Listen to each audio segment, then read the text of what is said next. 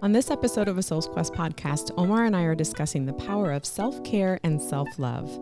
Join us as we explore the profound impact that self-care and self-love have on our quest for personal growth and fulfillment. Stay tuned.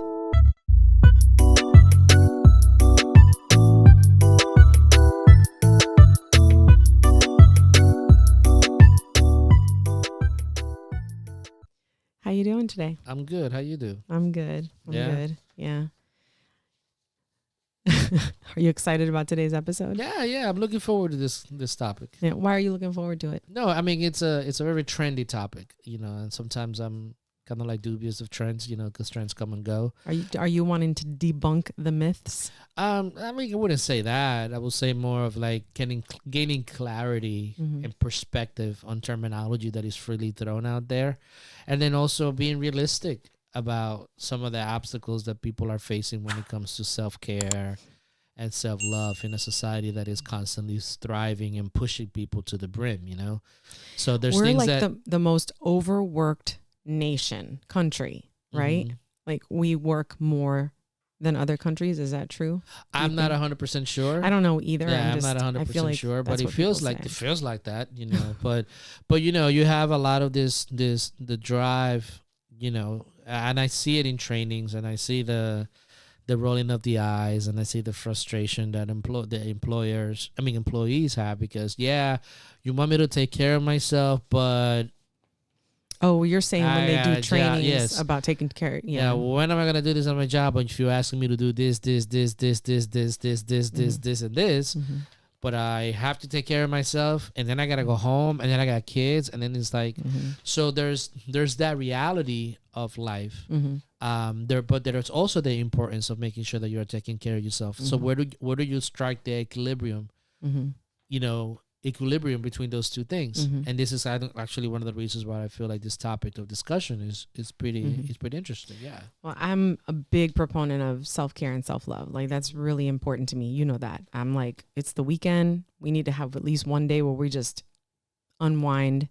We're doing us. We're not doing anything else, including our business, etc. Because you need to disconnect. No, of course. So on that note, to keep moving, I have two quotes. The first one is by Anne Lamott. I don't know if I'm saying that right, but she says almost everything will work again if you unplug it for a few minutes, including you. And that's interesting because you had mentioned prior or a couple of days ago or whatever that every day we go to sleep. That's what essentially we're doing. We're unplugging. Exactly. You need to be able to reset and shut down for a little bit. And reboot, right? And computers work most of the times when you unplug them and plug them back in. Yeah, so, like our audio today. That threw us off a few.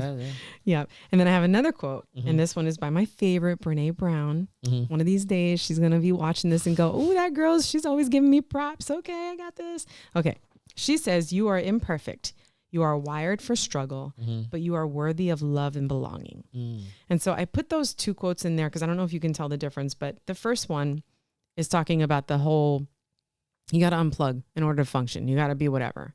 But Brene Brown is talking about it more from so that's the self-care part, the first one. And the second part is the self-love. Okay. And that's why I chose these two quotes, respectively. So, and so while I was doing, research for this episode, I found that while self-care and self-love are two different things, they're also very much alike. Like they need each other. There's a correlation symbiotic. To it. Yes. Yeah, there's a correlation to them both. And that's what I'm talking about, like the terminologies and the meaning behind these terminologies and what is the reference point, because words and concepts are just symbols for that represents something. Right. So like I think this conversation, my intention will be to be able to kind of like clarify what the concepts are behind these words and these symbolisms that they represent. That's good. Yeah. So then let's start by doing this. Let's talk about what the differences are in each on a more like what do you call it? Academic level or educational level, right? Okay. So self-care has multiple dimensions. Okay. It's physical, emotional, and mental self-care, all of which cater to both our physical and emotional / mental well-being. Okay, so that's self-care. Self-love is a transformative force that begins with building a positive self-image and nurturing a deep sense of acceptance and appreciation for oneself. So, for example, practicing self-compassion, embracing our strengths and weaknesses, and celebrating personal achievements, developing healthy self-esteem, nurturing a sense of self-worth and empowerment. And so you see the differences. One is catering to our physical and mental well-being. And then the self-love is more of that deep, sense of worth and our belonging and that kind of thing. And I thought that was important to identify, because while people think a lot of people probably think those are the same things, but they're not. No. Because if you can be doing one or the other, but you're doing both. If you're taking care of yourself, you're doing that, but it's this.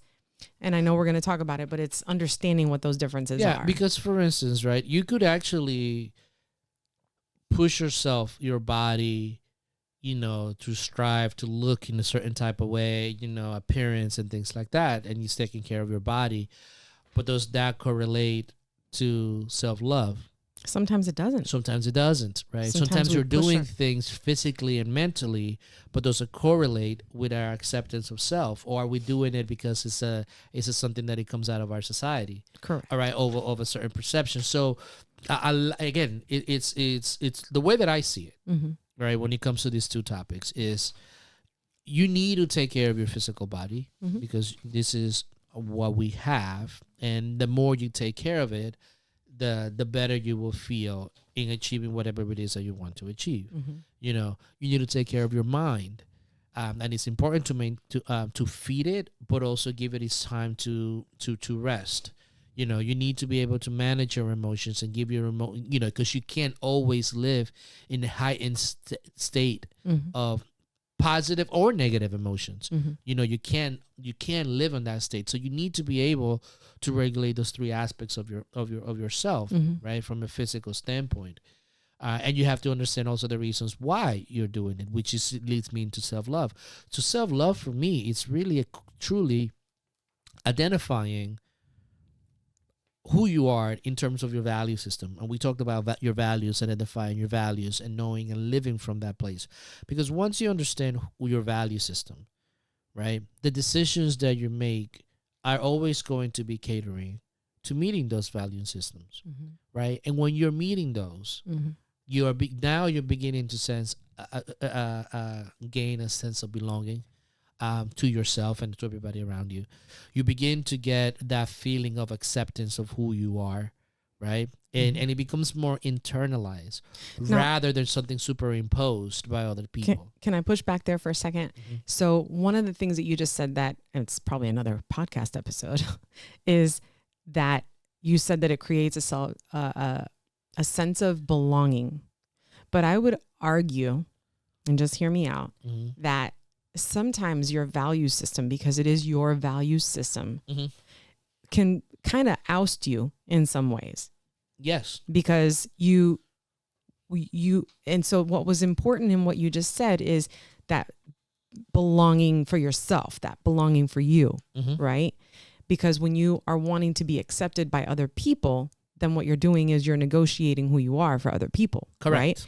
And so when you're talking about values, and like I said, I might be going off topic, so just get me back. Just tell me, wrap it up or whatever.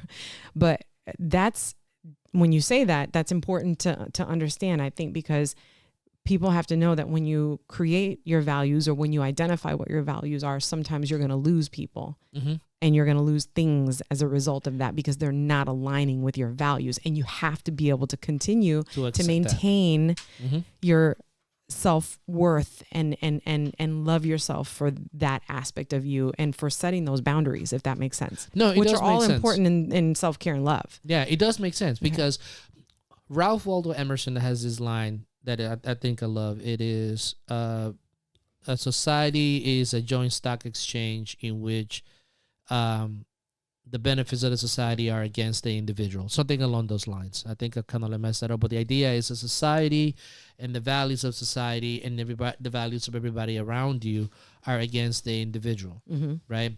And then the beauty of who we are and the beauty of where we live And the beauty of what has transpired in the history of humanity is that assertion of the individual and the value of the individual, correct?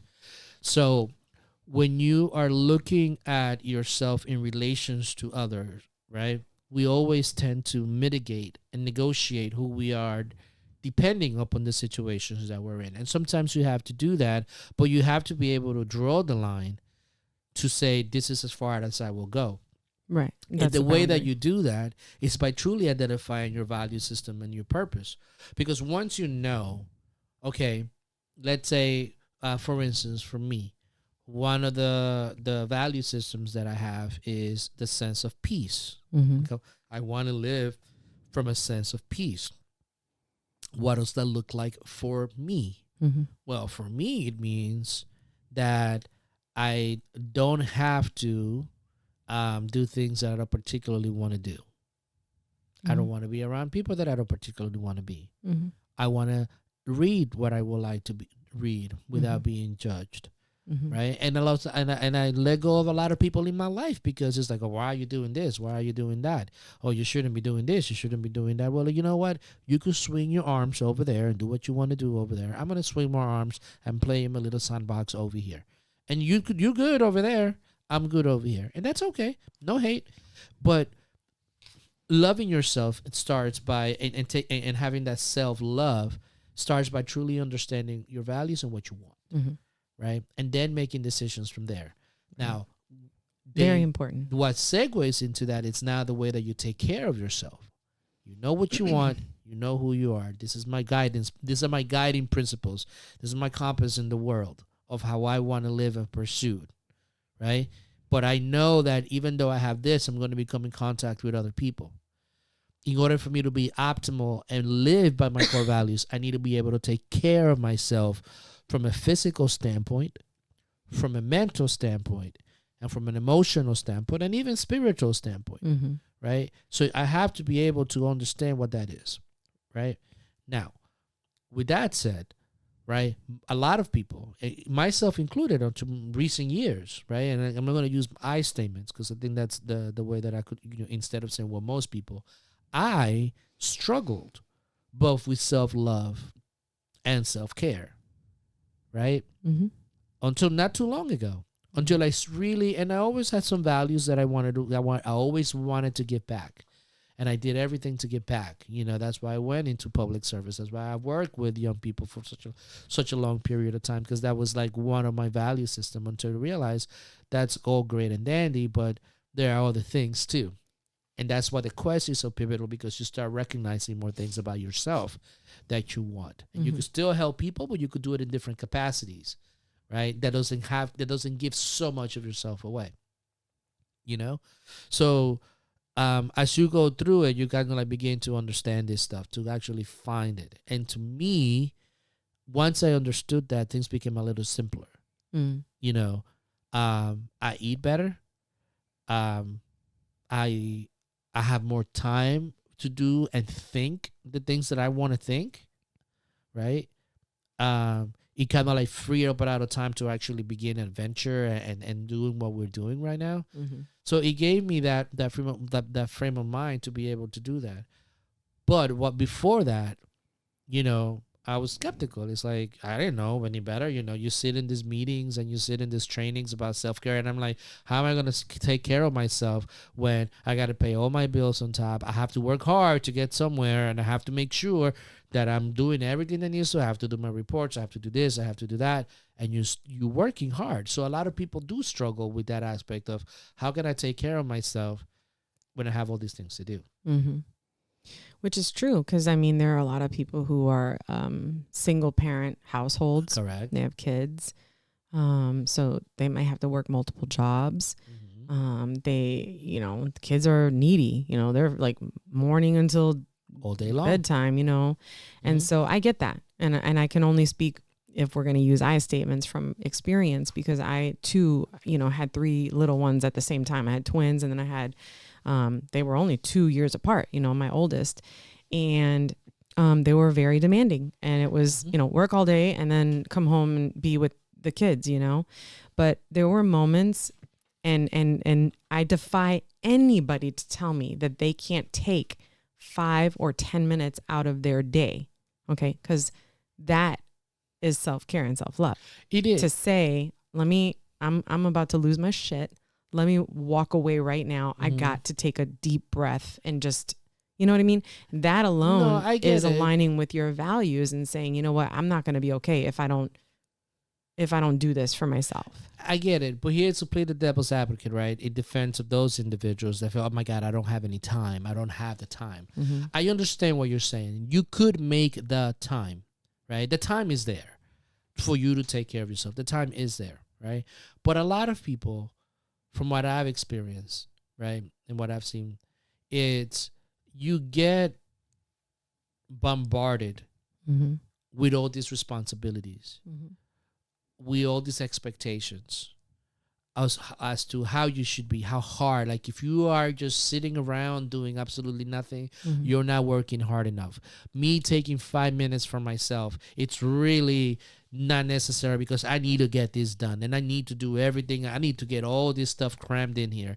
So I don't have time to actually do this. It's an escape mechanism because we have been driven so much by the idea that if you don't work hard, you won't get anywhere. When in fact, it has been proven that the more time you think about, you spend thinking, daydreaming, visualizing, clarifying your path, and thinking about what that path looks like, that quote unquote idle time, it's actually a very productive time, more productive than the actually doing, because once you know what you're doing, it's easier to do. Well, that's this, you know, we talk about it. We've talked about this in many of our episodes where we talk about when you get into that zone, and what happens is you literally are like, you start at one point and then you get to the next point, and you don't even know that you went through 3 lights and this and that and whatever. When you are operating under that constantly 24 hours a day, 7 days a week, then you're making decisions in your life that are not healthy. Precisely. And then, so when you go back to, when we're talking about, okay, let's take that and we're talking about the values, it's about self-awareness and being aware of, okay, this is, I'm just moving. I'm just going with emotions. I'm just going through the motions. I'm just going with this, you know, and, you know, they say, you know, you got to go with the flow and you got to go with the river, you know. Bruce Lee says that. Yeah, but sometimes you got to be aware of where you're going in this river too. And you have to be aware of how the things that are happening in your life are affecting you in the decisions that you're making. You understand? So let me think, oh, I don't really have time to go get, you know, I got to drive a whole extra mile to go get a salad. I'll just go get pizza. You know, if that aligns with your values, great. Then have the pizza. And sometimes that's okay to do. That's, again, extending grace. Yeah. So, and I mean to cut you off, but the idea is that the more aware that you are of your value system, the things that are important to you as an individual, the things that you are striving for, you begin to understand that in order to get there,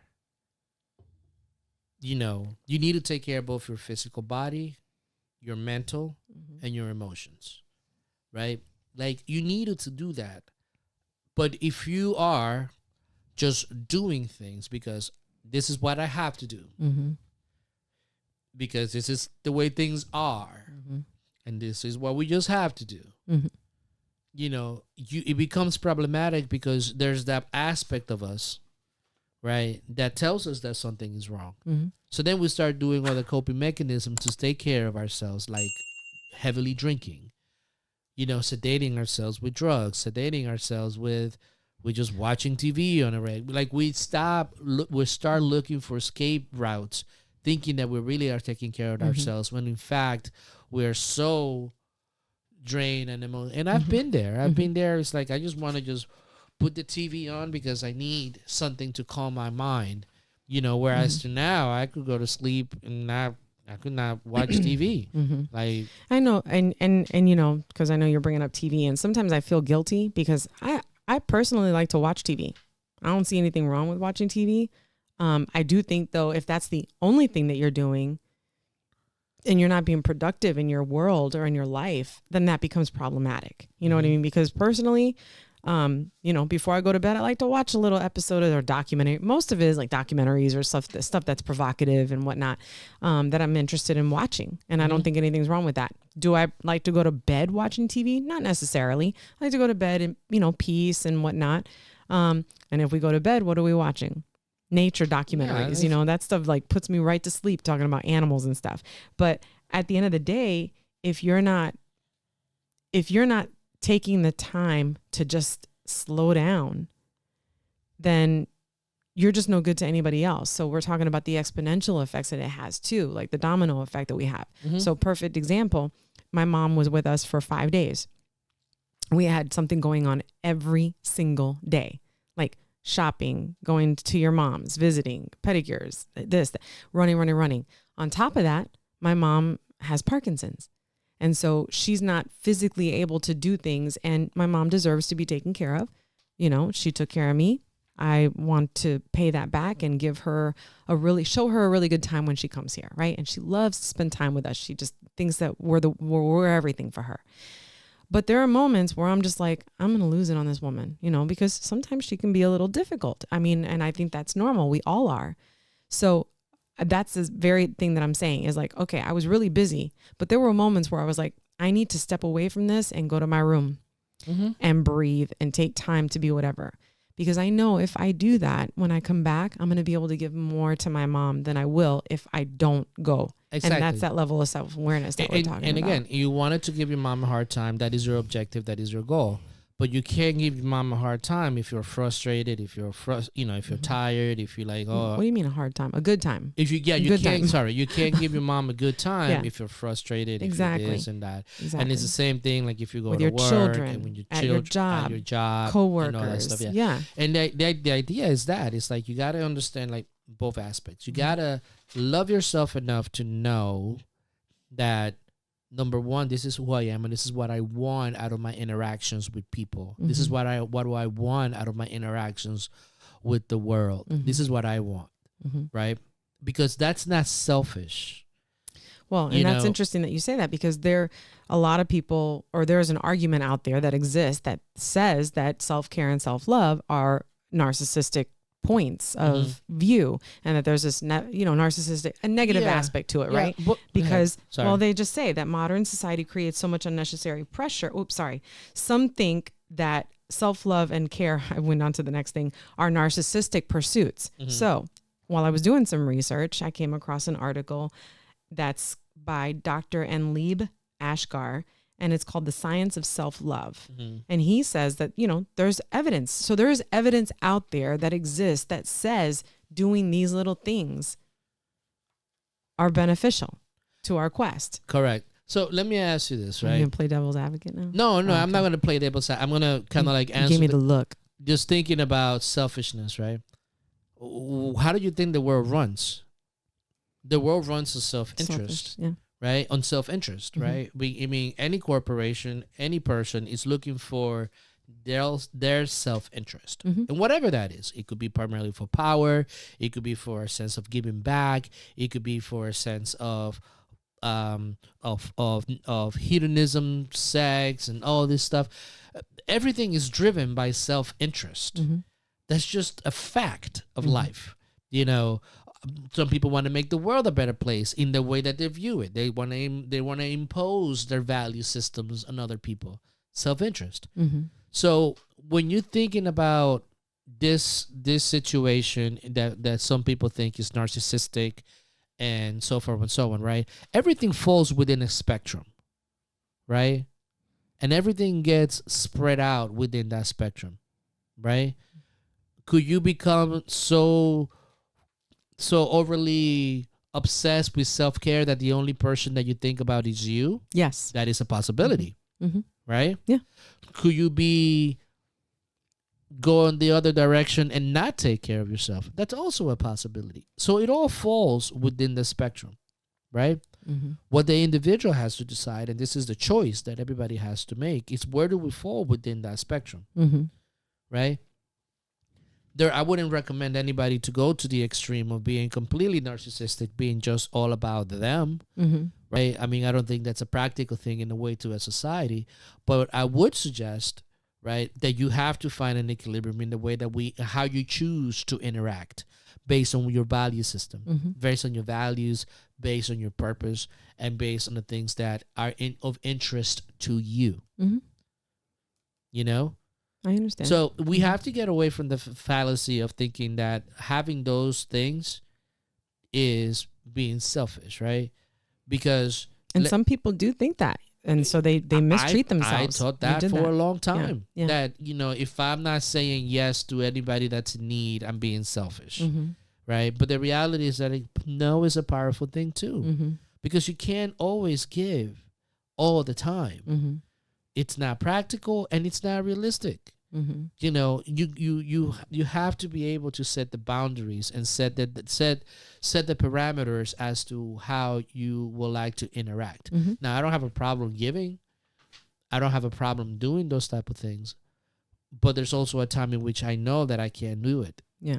But I can't put myself in a situation that there will be a detriment if I do something. Right. Which is, again, leads to making the harmful decisions and doing things that are self-damaging. Precisely. And not only self-damaging, could be damaging to other people. Because when we're pushing ourselves to these extremes, we're no good to other people. And if that's the whole, if that's the idea, is, I guess at the end of the day, you got to be selfish. And I say that with air quotes for people who are listening, air quotes, selfish, and take care of yourself and have that balance. Not go to one extreme or the other, but have a balance, right? And find that, you know, delicate space where you're like, okay, this is where I belong right here. Correct. And you make adjustments as you go along. Of course, and it's situational too. Absolutely, because there's things that we do sometimes we're like, I really don't want to do this, but we're just going to do it, and then we're going to chill. And we said that. We had a couple of crazy days, and we were like, this weekend coming up, it's just us. We're chilling, right? But we do that because we know as a couple that we need that. But we also know that as individuals, we need that, right? It's a give and take. I mean, it is a give and take. And again, but what happens is I find personally that I give the better version of myself when I've been selfish with myself. Like there was literally a night, I think, where like, I love Maria, your sister, my sister-in-law. She tells me that at the end of the day, and this is a woman who is non-stop, like go, go, go, go. All the women in your family are like this. Yeah. And they're all amazing women, right? And Maria was telling me one day, I think we were talking on the phone, I don't even know. And she was telling me, because I was like, she's like, well, you know, do you not take baths? And I'm like, I mean, I should. I really should. I have this beautiful bathtub that my husband remodeled our bathroom, and I have a bathtub now that is amazing. And she was telling me that, and she has 2 little ones, right? And one of them has got her going. And they've always been like that. Both of her kids, right? And they're very active people and they're busy. They got their own business and doing right. They're busy. Like I'm trying to set the stage so that people know she's got a full-time job, morning to night, got to get the kids at the bus, take them here, do this, do that. Lunch is here, that, cook, whatever. Bring them home, help with homework, do this, all the way till the end of the evening, right? Finally, they're going to sleep, whatever time that is. She still has a husband. And then what she says that she does is she tells her husband, she tells Rolando, I'm going to take a bath. And she goes to the bathroom and she says that legitimately she's in there for at least an hour. Every night she gives herself a bath. That is how she unwinds. And she specifically told me, if I'm not okay if I don't do that. I know that's what, and Rolando knows that's an hour for me. And so we do our own thing in that hour. And I was like, that's awesome. Like, I mean, but everybody's got their own thing. Like you have to figure out what that thing is for you. You got to make the time. Yes. Too. You got to make the time or what is for you. I mean, but again, it goes back to like, you understanding, you have to understand, okay, why am I doing this? I'm doing this because I want to be at peace. I'm doing this because I want to go through my life and I want to enjoy my life. I want to be able to, if these are the things that you want, then it's much easier to say, you know what, because I want to enjoy myself and I want to be at peace. I'm going to take this much time for myself. Yeah. I'm going to give my 8 hours to my job or my career or whatever it is. But I'm going to give this time for me because this is going to make everything much better. Right. But you see how much easier and smoother that is, right? Right. Like, and we just talked about that with the whole gratitude thing. Yeah. Finding those little things. Those little nuggets, little moments. Like, to me, it's like I get up, sometimes I get up at 3, sometimes I get up at 4, and I just come over here, I just sit on my chair, I just meditate, and I just, and I'm okay, I'm good. I get up, after I do that, I'm going to take my shower, put lotion on my feet, and that feels good. And then I sit down, have my coffee, watch my baseball highlights. Lotion on my feet.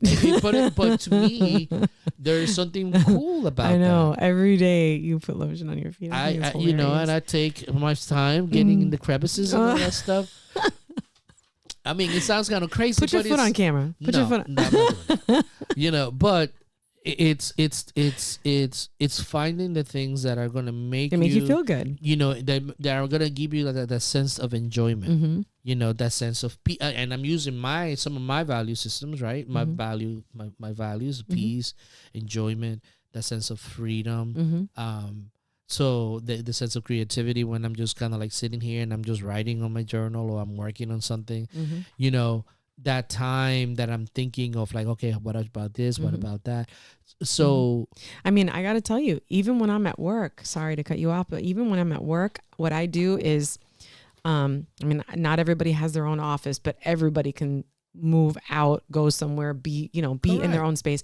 I used to go out when I didn't have my own office, go out to my car and I would sit in there. But now I've started doing these Wim Hof exercises, breathing exercises. I got to tell you, what a difference that has made for me. And the other thing that I'm doing too is for the Wim Hof thing is the cold shower, right? Okay. And so I don't take a full cold shower, but I just challenge people to try these things because I found this by speaking to somebody and he's like, you don't understand the difference it made. And I'm like, oh, I got to try that. And it has made a difference. And I do every day when I'm at work, I do it. And on the weekends I do it.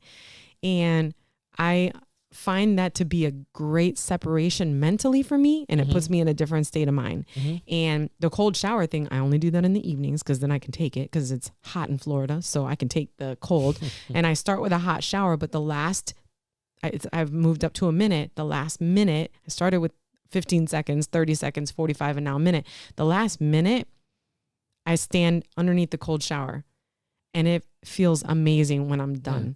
So you see that those are all techniques. And I got to take a shower. Yeah. These are all incorporated. These are all techniques that incorporated over like little things, right? It's like the atomic habits, right? You take little things and then you start building on it and building on it and building on it that are going to give you that sense of self because you say, I feel so great. Yeah. Right? So you feel at peace. Right? Looking forward to my shower now. Looking forward to your shower now, right? The thing is too, and again, because I've done trainings and I do some trainings and I see people's faces when you're talking about this stuff, is the fact that particularly like at work, there's a big push. Oh, self-care, but then it's like you're working and everything is like so chaotic, and it's like how can I, so you people are dubious of it. It's like how can I have self-care at work when I have to do this, and that? It is truly your responsibility because no system is going to give you that. No system is going to know precisely when it's time for you to take a break, when it's time for you to take care of that. It's like you have to take it up on your hands to be able to vocalize and say, I'm going to take this time for this. I would say even further on that, I would say, are you important enough to yourself to do those things? Again, and that goes back to the self-awareness and those value systems and the life's purpose that it's important for you to understand and for you to revisit on a daily basis and for you to really, really focus on it, because that is the compass of how you're going to live your life. Yeah.